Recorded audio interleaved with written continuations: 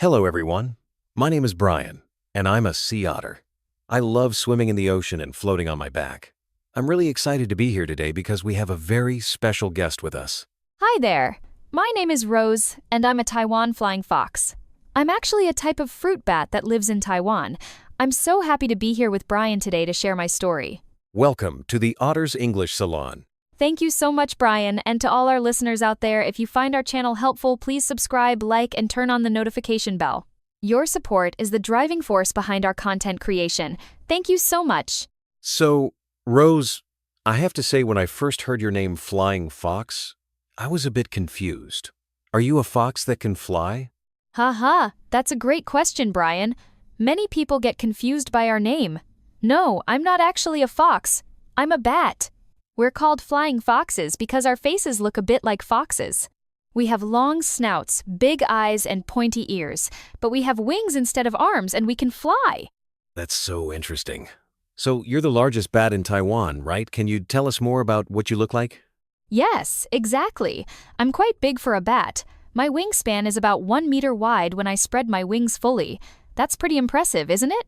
My body is covered in dark brown or black fur, and I weigh around 600 grams. Some people say we look a bit scary at first, but once you get to know us, we're actually quite cute. 1 meter wingspan. Wow, that's amazing. So where do you live in Taiwan? Do you live in caves like other bats? That's another common misconception about us, Brian. Unlike many other bat species, we don't live in caves. We actually prefer to hang upside down from trees during the daytime. We usually choose tall trees in forests or near the coast. We like places that are quiet and safe from predators. Hanging upside down all day? Doesn't that make you dizzy? Not at all. Our bodies are perfectly designed for it. We have special valves in our blood vessels that prevent blood from rushing to our heads. It's actually very comfortable for us. When we hang upside down, we wrap our wings around our bodies like a blanket. It keeps us warm and safe. That sounds cozy. So what do you eat? I eat sea urchins and shellfish. What about you? Well, Brian, our diets are very different. I'm a fruit bat, which means I only eat fruits. My favorites are figs, guavas, and papayas. I also love eating flowers and drinking nectar. At night, when I'm hungry, I fly out to find fruit trees. I use my excellent sense of smell to locate ripe fruits. Only fruits? That sounds delicious. So, you're active at night? Yes, exactly. We're nocturnal animals. During the day, we sleep hanging from trees. When the sun sets and it gets dark, we wake up and start our activities. We fly around looking for food, eating fruits, and socializing with other flying foxes. Then, before sunrise, we return to our roosting sites to sleep. That's fascinating. Can you tell us more about your daily routine? What's a typical night like for you? Sure. When I wake up at dusk, the first thing I do is groom myself. I clean my fur and wings carefully. Then I fly out with my colony. That's what we call our group. We might fly several kilometers to find good fruit trees. When I find a ripe fruit, I bite it, squeeze out the juice, and spit out the seeds and pulp. I can eat a lot in one night, sometimes my own body weight in fruit. Wow, that's a lot of fruit.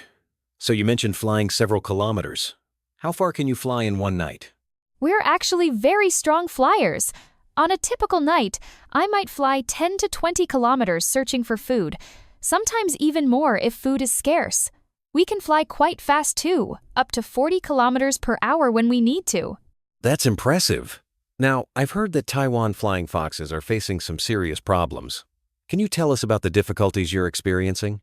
Yes, Brian. This is actually a very sad topic for me and my family. We're facing many challenges right now, and our population has decreased dramatically over the years. It makes me really worried about our future. I'm sorry to hear that. What are the main problems you're facing? The biggest problem is habitat loss. Humans are cutting down the forests where we live. They're building houses, roads, and farms. This means we have fewer trees to roost in and fewer fruit trees to eat from. Finding a safe place to sleep during the day is becoming harder and harder. That sounds really difficult. Are there other problems too? Yes, unfortunately. Another big problem is disturbance from humans. Sometimes people come too close to our roosting sites. They might be curious and want to take photos, or they might be scared of us and try to chase us away. When we're disturbed during the day, we have to fly away, which uses a lot of energy. This is especially dangerous for mother bats who are nursing their babies. Oh no, what happens to the baby bats? When mothers are disturbed and have to fly suddenly, sometimes the babies fall from the trees. Baby bats are very fragile, and if they fall, they can get injured or die.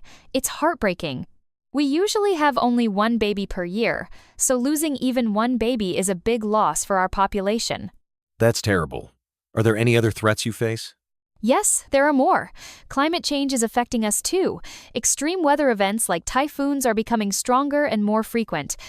Strong winds and heavy rain can destroy our roosting sites and make it difficult for us to find food.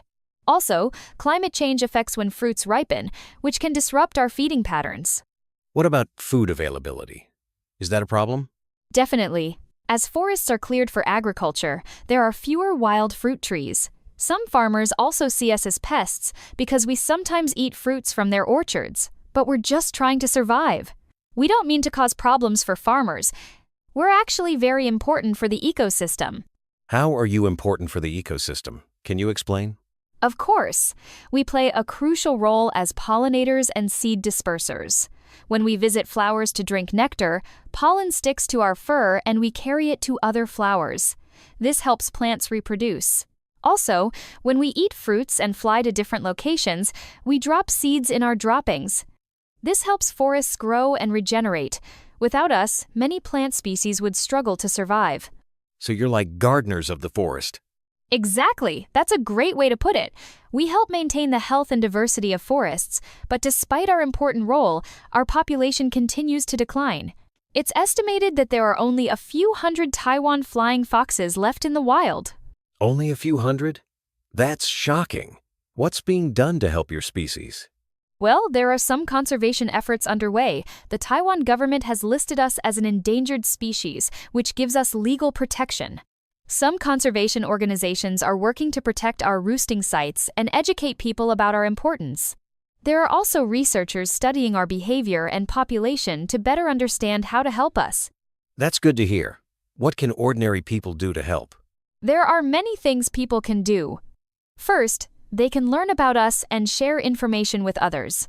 Many people fear bats because they don't understand us. Education is very important. Second, people can support forest conservation efforts. Protecting forests helps not just us, but many other species too. Third, if people see us roosting in trees, they should keep their distance and not disturb us. Observing from far away is okay, but getting too close is harmful. Those are great suggestions. Is there anything else? Yes. People can also plant native fruit trees in their gardens or communities. This provides food sources for us. And if people are farmers, they can use nets to protect their crops instead of trying to harm us. We can coexist peacefully if we respect each other's needs. Rose, thank you so much for sharing your story with us today. I've learned so much about Taiwan flying foxes, and I hope our listeners have too. Before we end, do you have any final message for our audience? Thank you for having me, Brian. My final message is this: every species on Earth has value and plays an important role in nature. We Taiwan flying foxes might be small in number, but we're big in importance. We need your help to survive. Please care about wildlife conservation and take action to protect the environment. Remember, when you protect nature, you're also protecting the future for all of us, including humans. Beautiful words, Rose. Thank you again for being here today. Thank you, Brian, and thank you to all our wonderful listeners.